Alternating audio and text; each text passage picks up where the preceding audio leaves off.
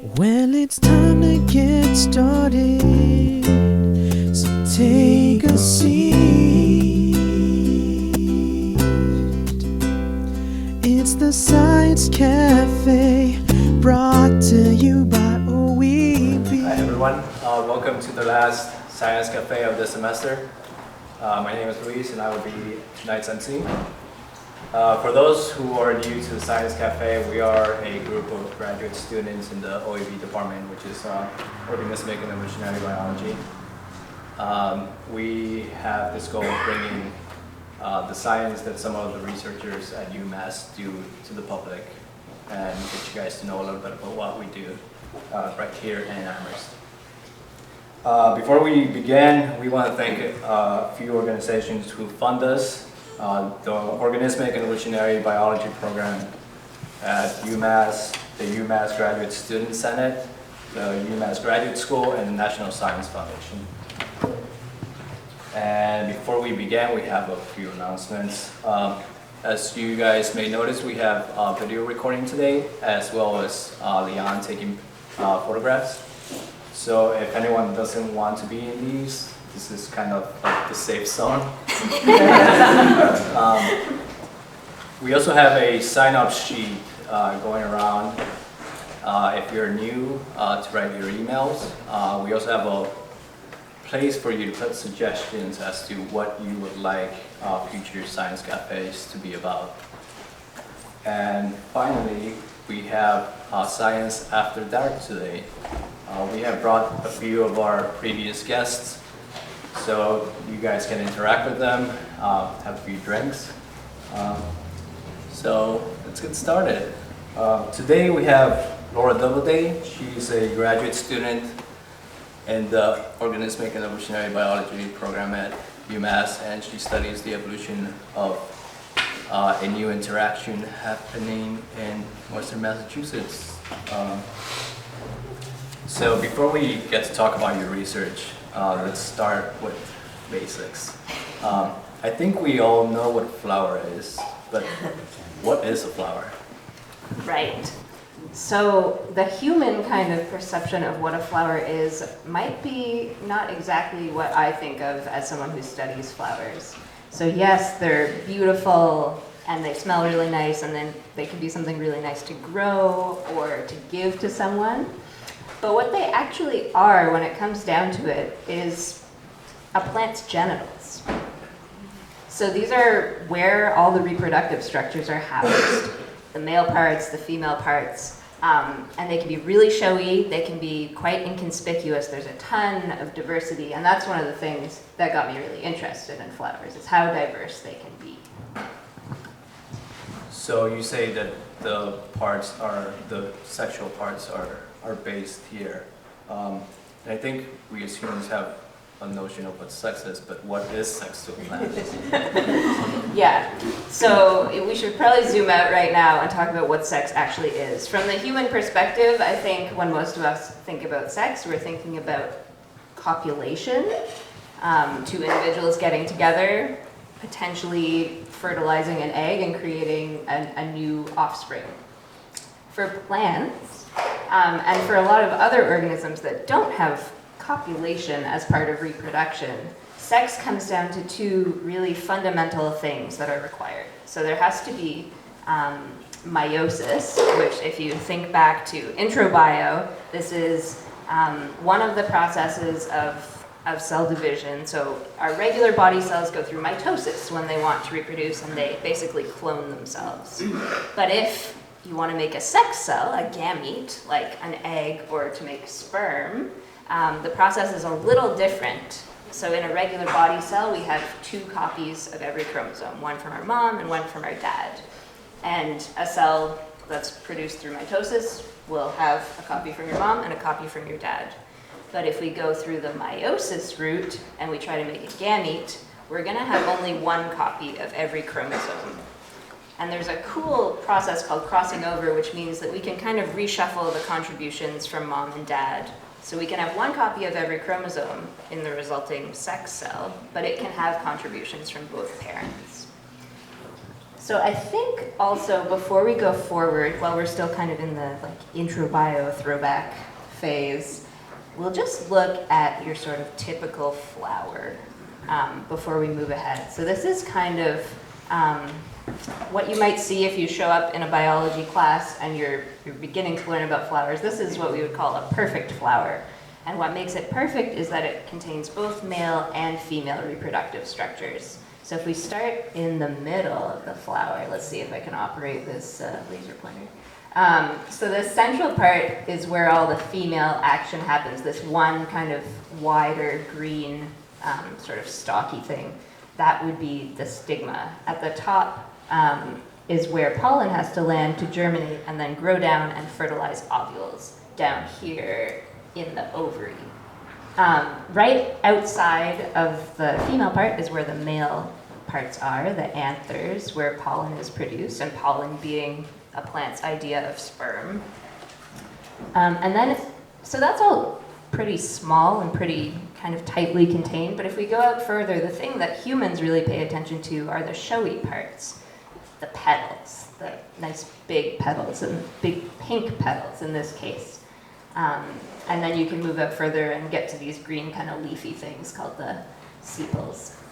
So that's kind of our working idea of the parts that are in a flower. We have the female parts, the male parts, the showy parts. That's kind of the parts of a flower. And, I mean, well, plants still move, so how do they get, how do they basically mate? How do they find a partner? Right. So when we start to think about plants reproducing, obviously if you're stuck in one place and there's both male and female parts in close proximity, one option is that pollen from one flower could end up on the stigma of that same flower. So a plant can mate with itself, potentially, and that would still be considered sexual reproduction, even though it's mating with itself, because meiosis has happened and we've got the fusion of two gametes. Another thing that could happen is you could have the wind or water or an animal come along and pick up pollen from one flower and move it to another. And that other flower that the pollen ends up on could be on the same plant, it could be on a different plant. But plants, like part of floral diversity is all kinds of adaptations to reduce the chance of receiving your own pollen. So this idea of outcrossing, mating with unrelated individuals, or selfing, mating with yourself, is a big distinction among plants. And selfing, we think, is usually avoided because it can lead to inbreeding depression. So if you're just mating with yourself, you're not shuffling up those genes from mom and dad, you're not making new combinations of alleles, and you might be putting together deleterious recessive alleles, which could maybe be lethal, or could result in lower vigor, or result in traits that are just not helpful in that environment. So plants have a lot of ways that they can ensure that they mate with a distinct individual. So you talked about the different ways that plants reproduce or how they fuse gametes. How are these different ways or reproductive strategies affecting the floral traits, like what we see? Right. So if a plant has an outcrossing strategy, and let's say it's pollinated by an animal, it then needs to attract that animal to come and pick up its pollen and take the pollen to another individual. But if it's an outcrosser that's pollinated by the wind, it doesn't have to attract any animals. So it might not have to be colorful. It might just have to have flowers that have a structure that makes it easy for pollen to be shed into the wind and then carried to receptive flowers on another individual or on itself. So that's one way. Another kind of distinct direction that plants can go is separating male and female structures in space and in time. And this can have impacts on how flowers look. So you can have plants that have some individuals where they only have female flowers and other individuals have only male flowers. That's much more what we're used to in the animal world. But plants can take it in some really kind of crazy directions. They can have some individuals be male, and some could have both male and female parts. Some could be hermaphrodites. They could have some individuals that are female and some that are hermaphrodites. They can mix up sexes on the same plant. This is called monoecy. So we might have some flowers that are female and some that are just male. And there's a lot of different traits that that can evolve for a flower. So we can have, like, the flower shape can vary among plant species. The color, how big it is, what it smells like, the rewards that it has, like how much nectar it produces. And those all kind of have evolved together along with the plant's reproductive strategy. So a wind-pollinated plant that has separate males and females is probably going to have flowers that look completely different from a hermaphrodite that relies on bees to move pollen around for it. And you talked a bit about scent.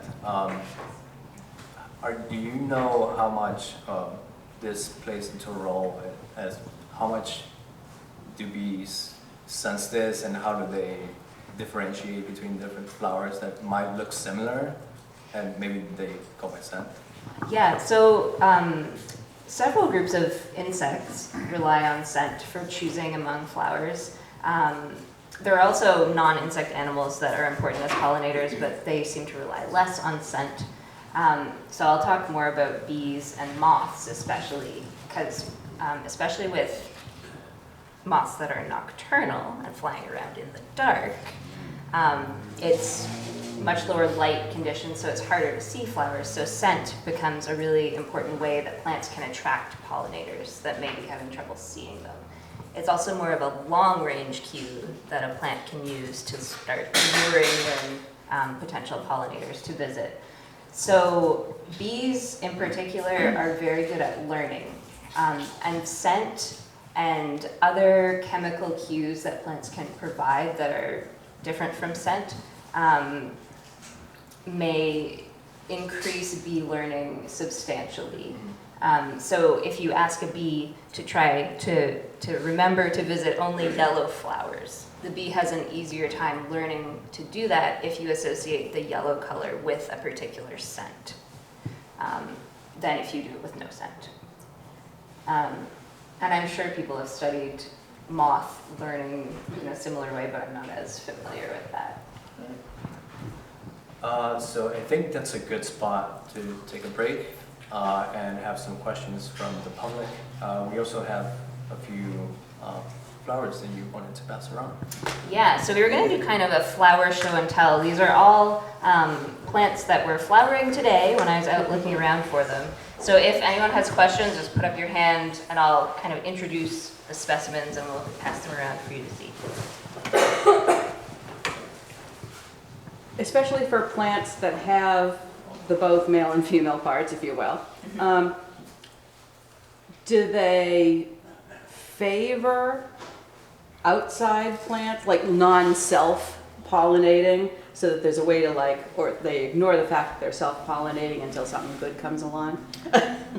Yeah, so there's this phenomenon called delayed selfing, where plants can be self-incompatible. And self-incompatibility can be a genetic thing, where if you receive self-pollen, it won't germinate and grow. Or it can be a timing thing, like the female parts are not receptive at the time that the anthers are shedding pollen. So some plant species do favor outcross pollination until the last possible second, and then kind of hedge their bets by having this late-acting self-compatibility. Let's see.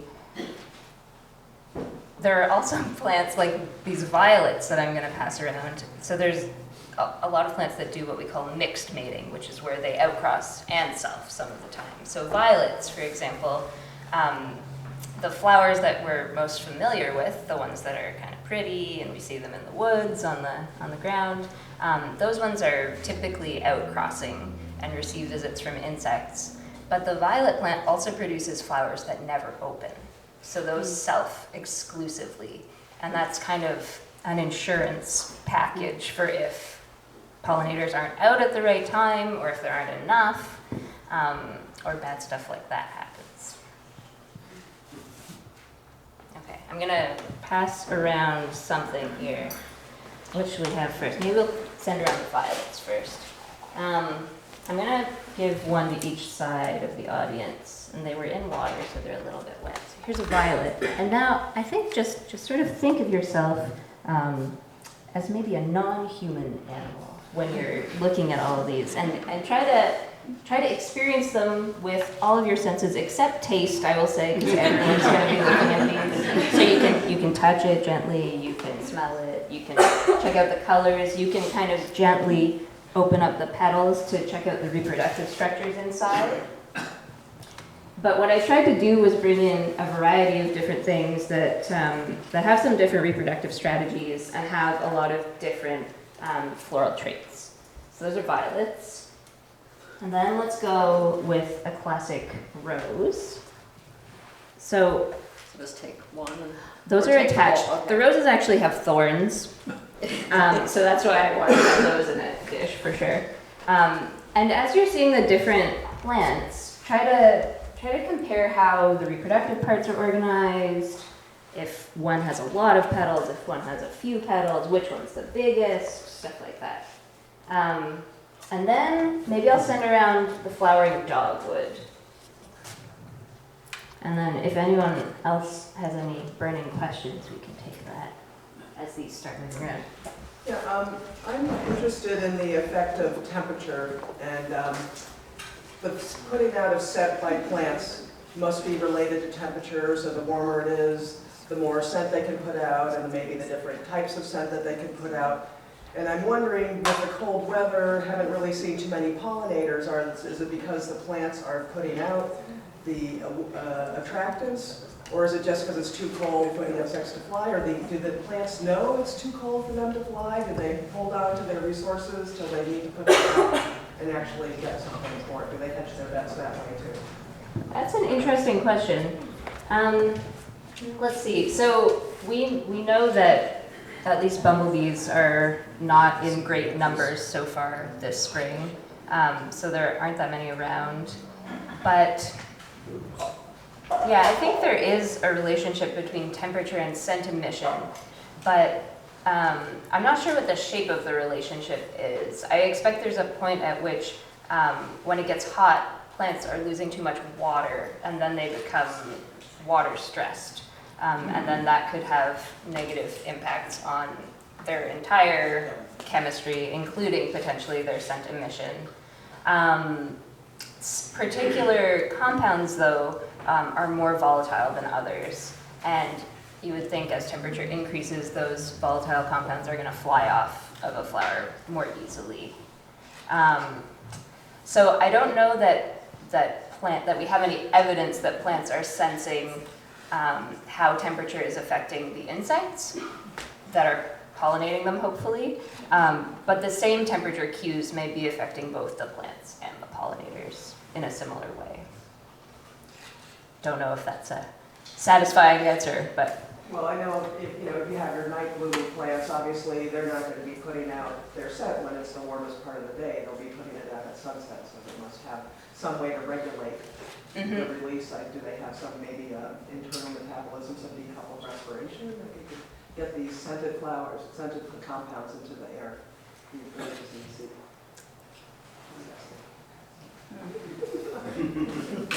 Like skunk cabbage does to attract pollinators in the early spring. Yeah, and it's thermogenic, so it generates heat. And some of the stinkiest flowers actually generate heat, and that's part of the stinky ones are often trying to attract flies, which might be looking for a nice warm carcass or pile of animal poop to visit. So the thermogenesis kind of helps with that trickery by the plant. Yeah, I think that's an area ripe for further investigation. All right, so let's continue. Okay. You talked a bit about the side of the pollination interaction from the plant, but what does the pollinator get out of this? Right. So it's not actually this kind of classic happy story where, the plants and the bees love each other and all that kind of thing. Bees and other insects, they are hungry and they are looking for things to eat when they are visiting flowers. So bees, we'll start with them. They're looking for two things. They're looking for nectar, which is just like delicious, sugary, like pop, you know, like soft drink.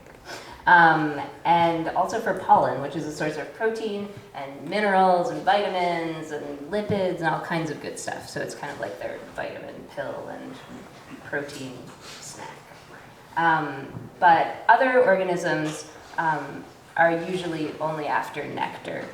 And then they pick up pollen kind of coincidentally on structures of their bodies, and then they just happen to move it along to the next plant. So flowers are these showy, say, beacons for pollinators. They know where the food is. But do the flowers at times work against the plants? Do they sometimes attract unwanted visitors?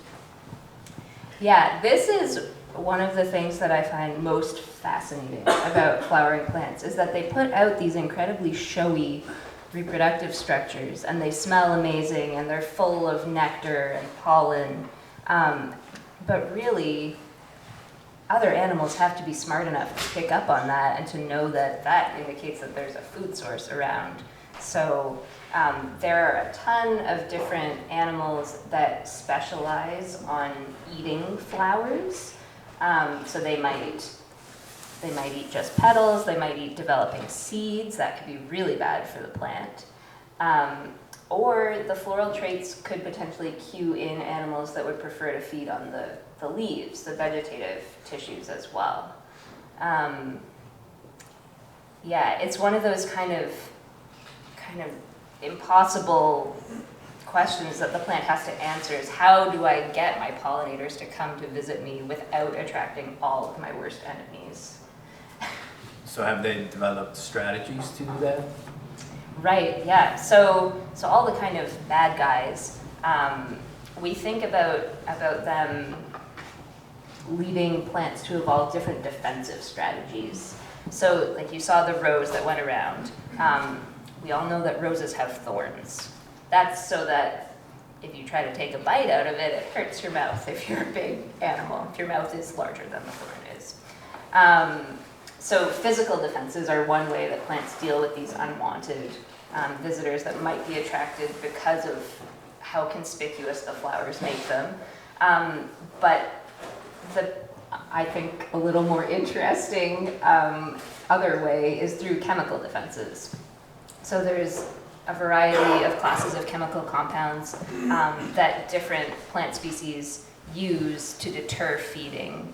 And one really interesting thing is that often these defenses that are maybe in leaves to deter leaf herbivores who are going to chew away on those leaves, those compounds end up also expressed in other parts of the plant, which can include the flowers and the nectar and the pollen. So having these bad guys coming after you can lead you to ramp up these chemical defenses, but you can't necessarily control whether that gets into your flowers. And at high levels, those compounds deter pollinators. They don't like them, they taste bad. So those pollinators wouldn't like that. So I think it's a really, really cool area of research, understanding how plants balance defending against enemies and attracting pollinators when some of the traits that mediate both interactions are linked like that. So do some of the plant enemies affect, let's say, the amount of flowers that a plant produces if they eat the plant before and then affect pollination? Yes, definitely. Often we find that plants have been damaged are less attractive to pollinators, and that could be because they're producing fewer flowers than undamaged individuals. But it could also be because of chemical differences between plants. Maybe one has higher defense levels, and if you have a specialist herbivore, they often like and they go after those defenses because it's part of what they know to recognize their host plant. But those high levels of defenses could then be antagonistic towards pollinators. So going back to the flowers being these showy parts and how they might not be good at all times because they also bring in bad insects or animals that might eat them. Does it sometimes work like that with the pollinator, where a pollinator is not the greatest thing for the plant? Yes, definitely. The coin flips the other way also. So the more time you spend kind of sitting around watching what's happening with the flowers in your garden or wherever you are, the more you'll start to notice kind of maybe unexpected things going on. Like you might find flowers that have a bunch of holes in them, or you might find that there's no pollen in any of the flowers, even though they've all just opened, and that there doesn't seem to be any pollen on any of the stigmas. So, like we were saying before, pollinators are not necessarily in it to help out the plant, they're in it for themselves. And so we have things called nectar robbers, which will go in and steal nectar without doing any of the plant's reproductive business. And we also have pollen theft. So bees will sometimes steal pollen, and it kind of depends on the anatomy of the flowers of the species that this is happening in, how easy it is to steal pollen without pollinating.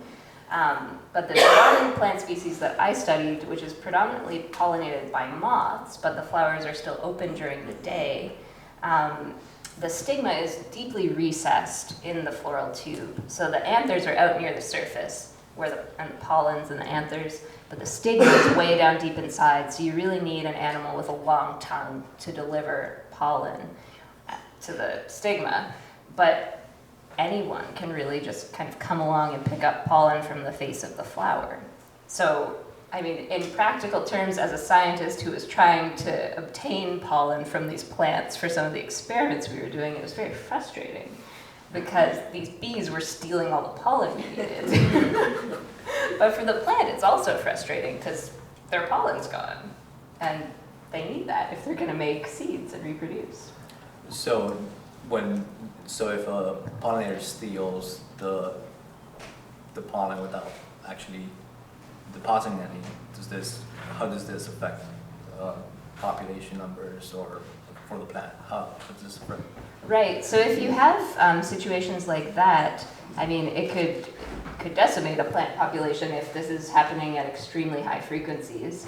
But it could also exert selective pressure if there's some kind of mixed mating opportunity for that plant species. If it has the capacity to self-fertilize, maybe it doesn't prefer to self-fertilize, but having strong pollen theft or other antagonism towards the flowers could push the plant more towards the selfing path instead of trying to maintain outcrossing as an option for reproduction. Also, if the pollinators are stealing the pollen or the nectar, so they're basically cheating the system. Exactly. Can the plants do that? Can the plants cheat the system? Yes, they definitely can. So orchids are a really good example of deceptive pollination. So there's a lot of different orchids that mimic the way the female of the pollinating species looks. So the male comes along, it's usually a bee, and thinks, oh great, I'm about to get an awesome mating opportunity, and then just gets smacked with, with the pollen structure from the orchid. So there was no female there. And then he gets this, like, usually it's like a whack on the head or something that's kind of like spring-loaded part of the flower. Just kind of dabs that pollen right on. And then bewildered, he flies away and probably finds another orchid that he thinks is a female and drops off that pollen. Okay, I think that's a good spot for another Q&A section. Okay, great. So, since the bees are attracted to the flowers, are there bee predators who hang out on flowers because they know that bees are coming there? And then is there any situation under which there's evolved something where a flower kind of protects the bees arriving at it from bee predators? So yes, bee predators do hang out at flowers. There are these things called bee wolves that hunt for bees. Pretty scary.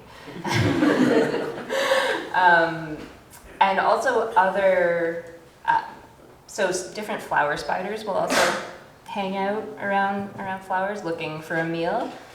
They might not necessarily be going after the big pollinators, but they could be. I'm not really an expert on them, but there's definitely predators using flowers as hunting grounds. That's definitely been established. But about flowers evolving to protect the pollinators, I don't know, but that's an interesting idea. I can't think of any examples, but yeah, I'll keep thinking about that one for sure. Yep. Okay, I'm not sure how to phrase this, but like the dogwood Mm-hmm. is a tree Yes. with a lot of gorgeous flowers. But if the flowers are there to create seeds, that's really not, I mean, you don't see dogwood orchards or dogwood forests anywhere. So what happens to all those seeds? That's a great question. I don't know specifically in the dogwood case, so I'm just Well, going to I'm kind of just like saying generally yeah, think about that. Right, so there are two things that can potentially limit seed production. So we'll start at the seed kind of level, and then we'll think about germination maybe, and recruitment of juveniles. So if the plant receives sufficient pollen so that all of the ovules are fertilized, you would think they would then be able to make a ton of seeds. But it also takes resources from the plant to mature those ovules into viable seeds. So quite frequently, there's either pollen limitation or resource limitation or both happening for a plant. Especially when you have such extremely large displays, you start to wonder what's going on.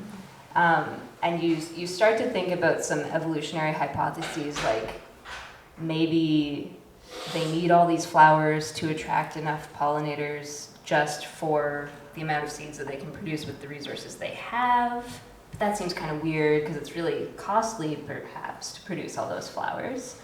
But in the dogwood case, it's kind of weird because the showy, petally things are actually bracts and the real flowers are in the middle. They're these like tiny little structures, so maybe it's not actually that costly. The other thing could be sort of the functional sex of the flowers.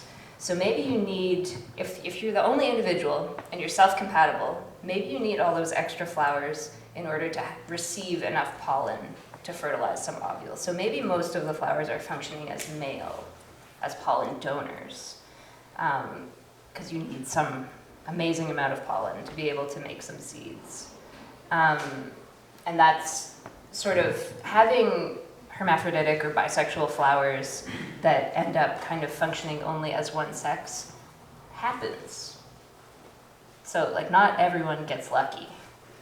It depends on the timing, it depends on who else is around, it depends on your resource status yourself. There's a lot of factors, but if we move it past seed production, it could be that it's very difficult for that plant to germinate. So maybe a ton of seeds are dropped, but only a small fraction of them actually germinate. They might require really particular environmental conditions, or they might need an ant to eat part of it, or a bird to eat it and poop it out for it to become ready to germinate. Or there could be other factors preventing recruitment of those seedlings after they germinate. Like maybe the parent plant actually puts out, we call them allelotoxins. Like maybe the roots of this parent plant are putting these chemicals out into the environment that makes it inhospitable for its offspring to grow there, because competition could be a bad thing.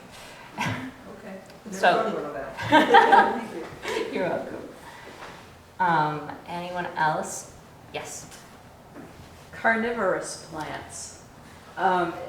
Is there something reproduction going on there with being carnivores, or is that just kind of like a separate thing? So I think, well, usually or quite often the structures that are catching the prey is a modified leaf, but they do put out flowers. And what eating those animals does for them is provide them with resources, which they can then devote to reproduction. So I think in that way it's related. Yeah. Yes. Yeah, you've been talking about the bees and the moths, but the birds Mm-hmm. are very important with sex, particularly coevolution of hummingbirds with flowers structurally. Yeah, so there's, I'm not sure, is that the end of your question? Well, yeah, would you like to, do you have anything to say on that subject? Yeah, hummingbirds are really cool pollinators. And so a lot of hummingbird pollinated plants display the same kinds of flowers. So we can think about this idea of a syndrome of traits associated with being pollinated by a hummingbird. So they have these tubular bills and they suck up nectar. So you often see tubular flowers with nectar. They don't seem to care very much about scent, so the flowers that they visit often aren't highly scented. I think structurally they're probably a bit tougher than an insect-visited flower because a bird's beak is pretty hard. Not as tough as a bat-pollinated flower would be. Those have to withstand, like, impacts from bats. And as far as I know, they often deposit pollen on the hummingbird's tongue, but also on its head, potentially. So and they're often red because hummingbirds seem to be attracted to red flowers. Yeah. So, yeah, I think there's definitely been coevolution happening with hummingbirds and the plants that they visit. Yeah, there's a variety of hummingbirds with very different beaks.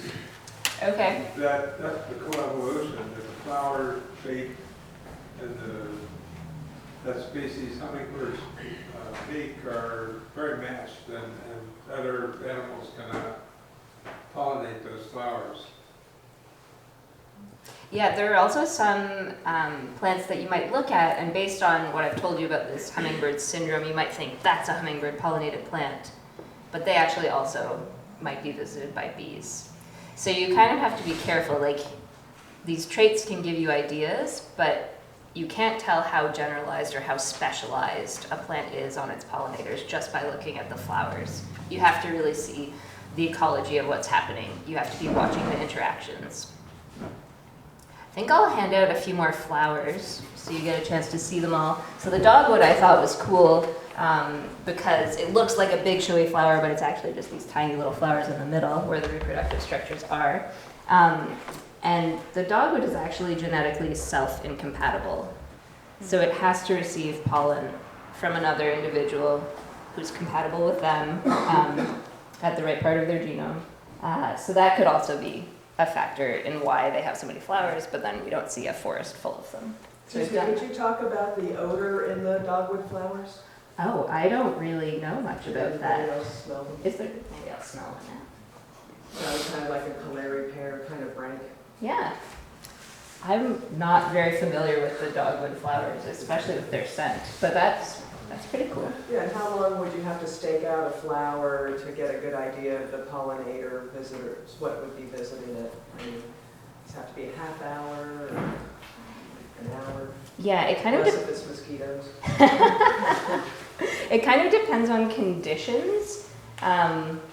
Like bees like sunny days better than cloudy days, so on a cloudy day you'd probably have to wait longer before you saw anything come. And I would advocate for looking both during the day and at night, even though nighttime is difficult for watching pollinators in the dark. They are out there.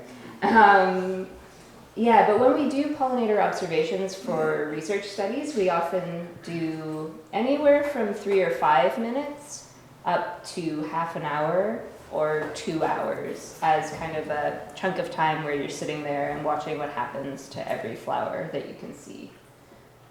So it doesn't have to be a full 24-hour or like a full month or something like that, but it is good to go different times of day. And if the plant flowers over a kind of protracted period, like a very long season, it would be good to go at different parts of the season, because different animals might be active early in the spring versus at the end of the summer. I was just wondering that for ornament bees, much of their representation out now is based on how they look to us and not the pollinators, so they may be put in places where conditions aren't great to actually pollinate well because we've gone and planted them around and we don't see forests of them. Yep, for sure. So we're now the agents of natural selection here. Exactly. And I think that's something that's really important to note, because we kind of try to divorce ourselves from being part of evolution a lot of the times as humans. But domestication is a huge, huge thing that we've been doing. So yeah, ornamental plants, agricultural crops, domestic animals. Yeah, we have been a very strong selective force, and it's important to remember that, for sure.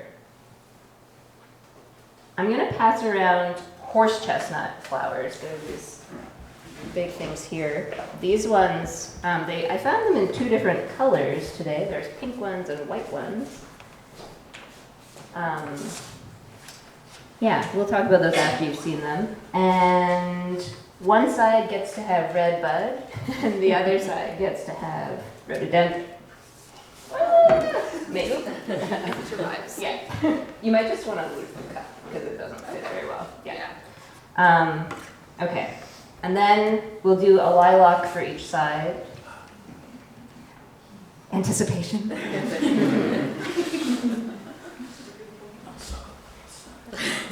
They're a little wet because they've been in water. Okay. And then we'll finish with the dandelion. So now we get to find out about what you do. Right. Yeah. You study a new interaction for our region. Can you tell us a little bit about the plant that you're studying, why you chose and why you still chose to study? Yes. So I'm going to put up a picture of it. We're going to have to skip a couple things that I didn't get to. Okay, here is the plant. So I'm studying bladder campions, Silene vulgaris. It gets the common name from the way that the calyx is shaped kind of like an inflated bladder, this thing underneath the petals. So that's the calyx, and then these white things are the petals, and then the reproductive parts stick out in the middle. So I got interested in this plant. There are many reasons, but the one I'll focus on is its sexual system. So this plant has some individuals that are female only, and some that are hermaphrodite. So the technical term for that is gynodioecious. Gyno being there are females, and dioecious being there are two different types of individuals that you can have. So over here you can see hermaphrodite flowers on the left and female flowers on the right. I kind of liked that female one because it was somebody had naturally damaged it, and you can see if you, well, maybe you can't see because the picture's not great with the projector, but if you try really hard, there are aborted anthers down there, and that's how you tell that it's a female rather than a hermaphrodite.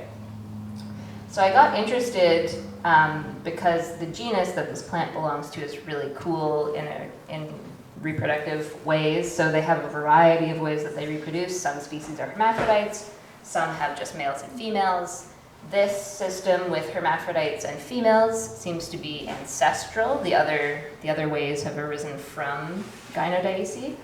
And in the genus, you also have a variety of flower colors and different types of pollinators, and outcrossing and selfing propensities. So I was interested already in this plant, and then I found out that this really cool new thing was happening with it here, which was very convenient, because I needed something to study for my PhD. So let's see if this is right. Yeah, okay. So the plant is originally from Europe. It is not invasive, but you may have seen its cousin who is kind of invasive. There's one with white flowers that looks really similar. It's called Silene latifolia, and you can find that in Amherst for sure. The way you tell the difference is latifolia is hairy on its leaves. So if it's hairy, it's the kind of bad guy, maybe. And if it's not hairy, it's the really cool guy. So it got here around 200 years ago. And since then, it has started interacting with this moth. This is a noctuid moth. It's called Hedina ectypa. The moth is native to North America. But until about 20 years ago, we didn't know that it was in Massachusetts. That's when the first individuals were noticed by biologists at UConn and state biologists in Massachusetts. So the adult moths pollinate flowers, but if it's a female adult, she might also lay eggs in the flowers, which turn into very hungry caterpillars. And the caterpillars are flower specialists. So a lot of caterpillars will just go to town on leaves. These guys really prefer flowers. They will leave the leaves alone. They'll eat everything. They'll eat the calyx, the petals, the ovary with all the developing ovules inside. And when you hear about that, you're like, oh my goodness, that sounds just terrible for the plant, right? Potentially. That's one of the things we might get to tonight. We'll see. So I was interested in this interaction because it's this kind of cool situation where a single animal species is both potentially a good guy and a bad guy. And another reason why it was really nice to happen upon a system that had an interaction happening that was flower focused on a gynodioecious host plant was that across species, we see this pattern of when you have separate sexes and separate individuals for plants, that the males, if there are females and males, or the hermaphrodites, if there are hermaphrodites and females, whichever sex has the pollen, tends to be preferred both by pollinators and herbivores. So I thought it would be really interesting to see if that happens in an interaction that hasn't had a long time to evolve. Because most of the ones that we know about, they've been happening for a while. So if you get a new interaction on one of these plant species that has separate sexes, is it going to be biased towards one of the sexes, as we see across the board? Is there anything else about the flowers that is different between the females and the hermaphrodites, other than the absence of pollen? Right, yeah, so in general, across plant species with separate sexes, the males or hermaphrodites will often produce more flowers. The flowers might also be bigger. And there can be differences in growth. We call this like life history strategy. So we often associate the female plants with growing more slowly, being better defended, because they need to live longer to mature the seeds so that there's offspring in the next generation. While the males, it's kind of a live fast, die young idea. Yeah, but the more flowers and bigger flowers seems to be pretty consistently explaining why pollinators might be more attracted to them. So I'm guessing the moth prefers the males or the hermaphrodites? How did you know? Yeah, so that's what we found. There's a preference for the hermaphrodites. So they will receive eggs. Oh, and I can show you what it looks like when you find an egg, so that if you ever see this plant, so I work mostly out in Sheffield, in the Berkshires. So if you see these flowers, you can open them up and you can look. There's this big green thing in the middle, which is the ovary, and the egg is usually on the outside of the ovary.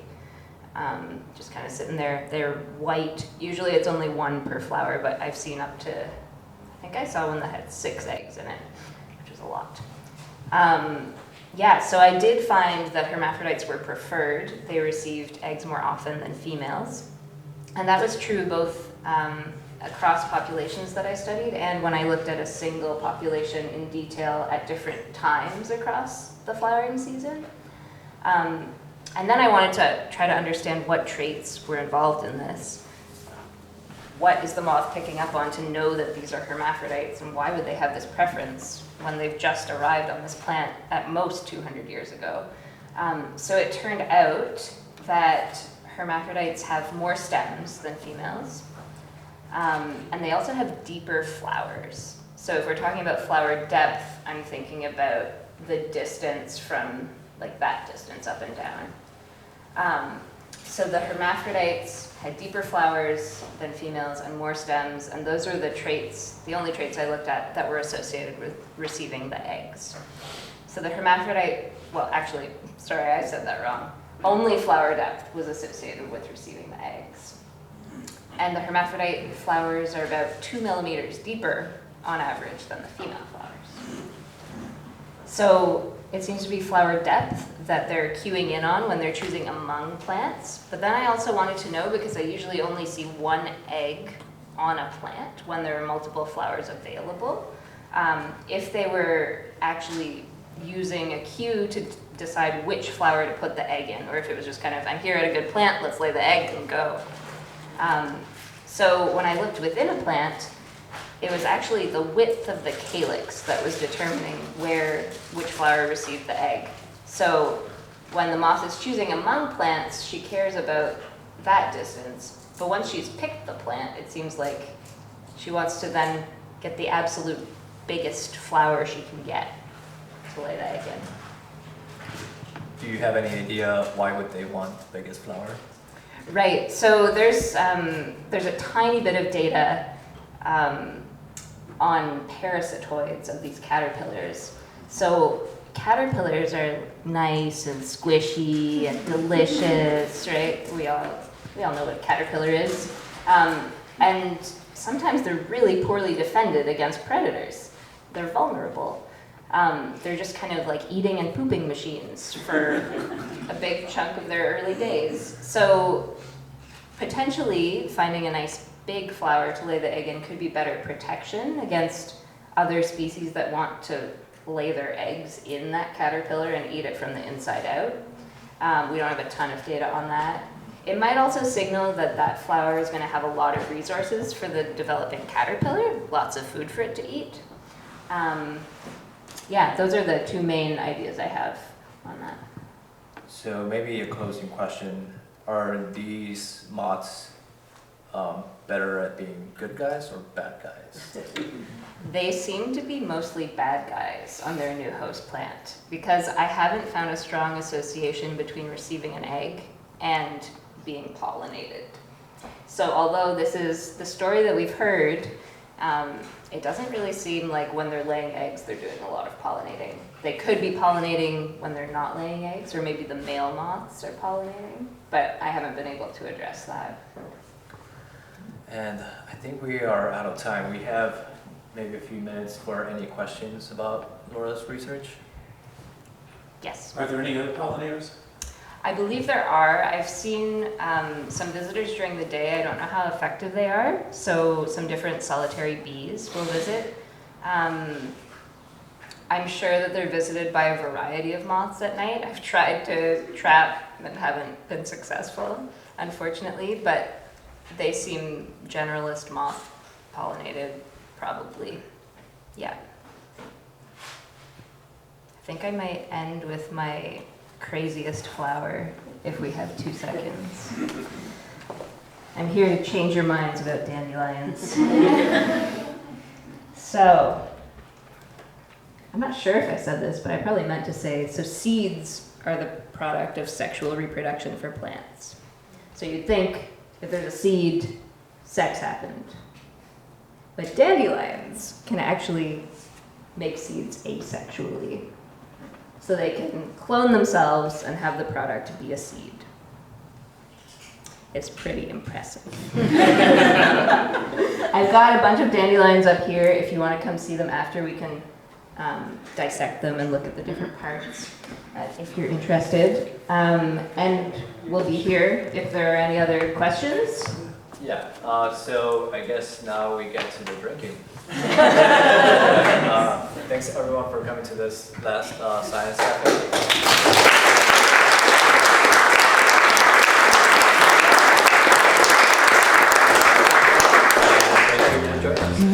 What we do, we want to share with all of you. We're bringing out the laboratory to our local community. So ask away. at the Science Café, and a fun night of science is on the way. So kick back, relax, while we learn what's new in science today at the Science Café.